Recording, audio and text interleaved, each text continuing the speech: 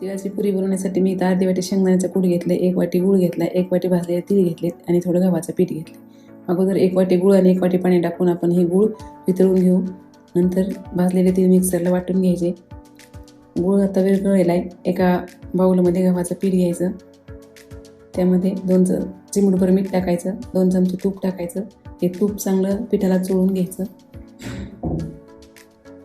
नंतर त्यामध्ये शेंगदाण्याचा कूट, अख्खे तीळ 2 चमचे आणि भाजलेल्या तिळाचं कूट टाकून घ्यायचं आणि गुळाच्या पाण्यामध्ये हे पीठ मळून घ्यायचं. गुळाचं पाणी कमी पडलं तर साधं पाणी तुम्ही टाकू शकता. आता हे पीठ मळून झालेलं आहे.